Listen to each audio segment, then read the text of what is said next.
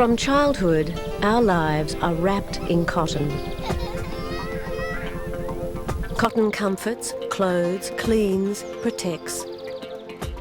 It's with us day and night, in work and in play. But where does it come from? This is the story of Australian cotton and the families who produce it. Australians like you and me who live, work and play in cotton and grow it too.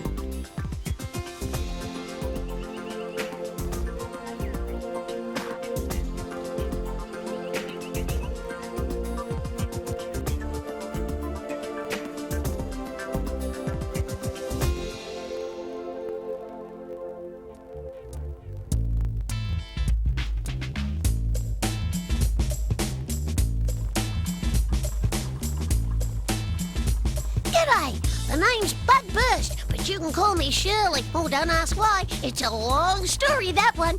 Quick quiz. What have all these people got in common? Come on, come on. You want to phone a friend? Time's up. They're all wearing cotton. In fact, from everyday clothes like these to the stuff that only gets worn by supermodels, cotton makes up about half the world's fabric.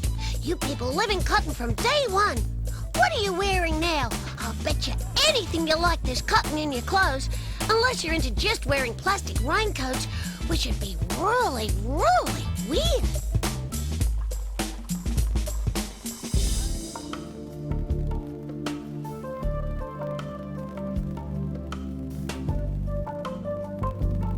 Meet the Size family, cotton growers from Dalby in Queensland's Darling Downs. Scott and Joe and their two kids, Mitchell and Nicole, are typical of the families in rural Australia who grow the world's best cotton. 80% of Australian cotton farms are family enterprises. Our family's been on the farm here since the early 30s. Mum and Dad are on the farm, and before then my grandparents are on the farm. We grow a variety of crops, not just cotton, but cotton's probably our main income. We also grow wheat, barley, sorghum, corn and chickpeas, and we run a piggery, so I suppose you can say we're helping to feed and clothe the world. It's a big responsibility. So Scott spends the cotton season constantly caring and nurturing the crop to ensure it avoids the diseases and insects which love to devour cotton before it leaves the paddock.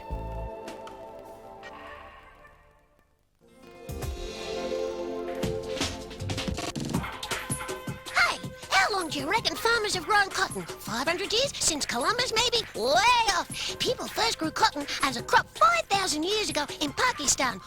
Whoa, 5,000 years and still growing strong. Of course, once cotton fabric came onto the scene, that was the end of the plastic raincoat as the world's garment of choice. And not before time, too.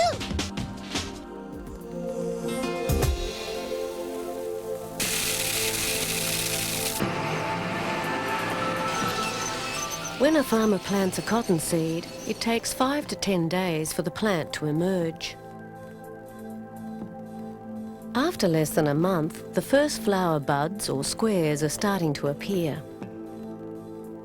A delicate white flower opens, but within 24 hours it must be pollinated. If it is, the petals will turn pink before dropping off. But at the base of the flower, the fertilised seed pod or boll begins to develop. In a couple of months it is filled out almost to breaking point with seeds and the soft white fibre they come wrapped in. All of a sudden, the boll splits and there, drying in the sun, is cotton. Just a simple, natural cellulose fibre wrapped around about 35 seeds.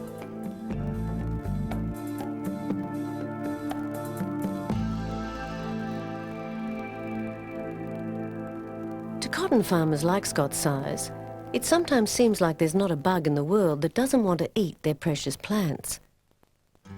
In Australia, there are at least 30 different insects that can cause damage, and not just minor damage.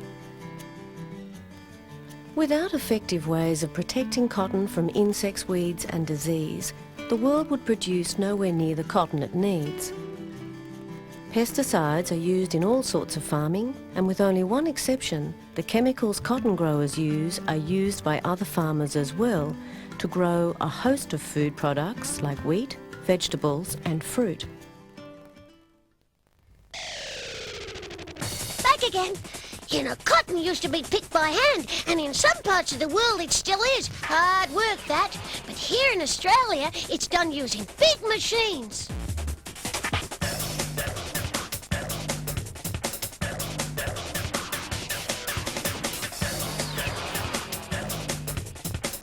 This huge brick is called a module. It's the size of a small house and weighs 13,000 kilograms.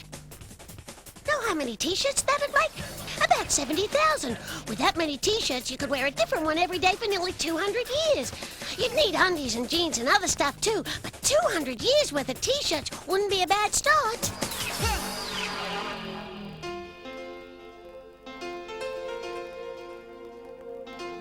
When it leaves the farm, cotton has seeds all through it, but no one wants a seedy t-shirt, am I right? So you've got to get those seeds out of there.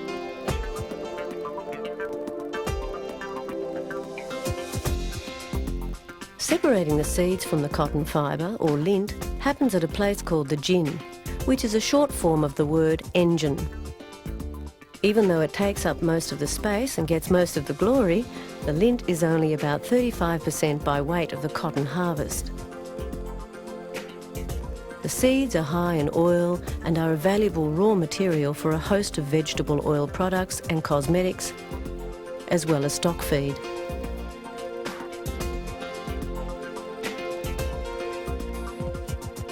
The cotton lint goes from the gin in bales to be processed, mostly overseas, but a small proportion is processed in Australia.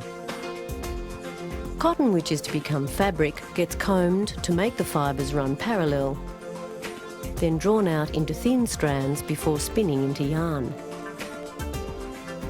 It's then ready to be woven or knitted into fabric.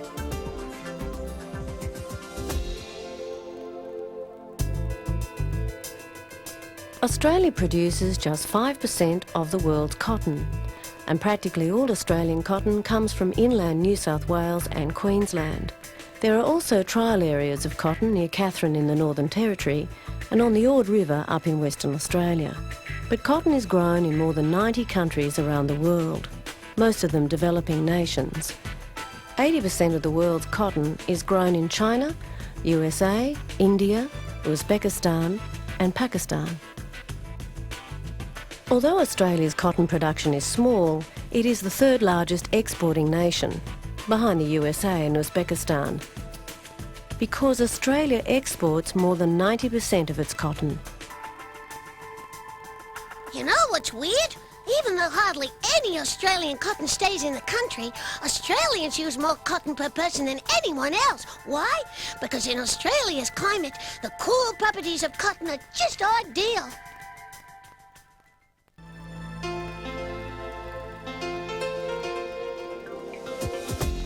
So the Australian cotton story is the story of the Australian families who grow it, the Australian rural communities where employment and services are sustained by it, and the people, every one of us, who wear it almost every single moment of every day.